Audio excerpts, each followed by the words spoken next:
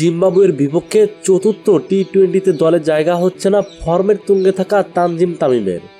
শুনতে অবাক লাগলেও কথাটা সত্য। কিন্তু কেন, যেখানে অভিষেক ম্যাচ থেকেই দারুণ খেলে আসছে সে, তারপরও কেন তাকে সেরা একাদশের বাইরে রাখা হবে?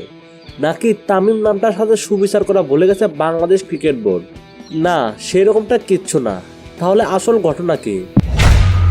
আসল ঘটনা হলো লিটন দাসকে রানে ফেরাতে তামিমকে বসে থাকতে হবে এই ম্যাচে। কিন্তু তাতে তামিমকেই বা কেন বসে থাকতে হবে? শুধু তামিমই না, এই লিস্টে আছে বাংলাদেশ দলের আরেক তরুণ ক্রিকেটার যার এখনো অভিষেকই হয়নি। বলছিলাম পারভেজ ইমনের কথা।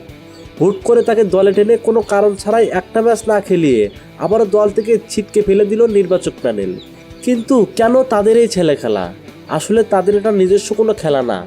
তাদের দিয়ে খেলে নিচ্ছে বাংলাদেশ দলের প্রধান কোচ হাতুড়ে সিং এবং ব্যাটিং কোচ ডেভিড হ্যাম। কারণ তাদের দুই প্রিয় ছাত্র সৌম্য সরকার এবং লিটন দাসকে রানে ফেরাতেই তাদের যত বাহানা। অথচ যাদের ফর্ম আছে তাদের কোনো মূল্যায়ন নাই বাংলাদেশ ক্রিকেটে। তাতে ক্ষতিটা হচ্ছে কার? ডেভিড হ্যাম কিংবা হাতুড়ের কোনো কিছুই হবে না, শুধু নষ্ট হবে বাংলাদেশ ক্রিকেটের ভবিষ্যৎ। মোহাম্মদ নুরে আলম, স্পোর্টস টাইম, ঢাকা।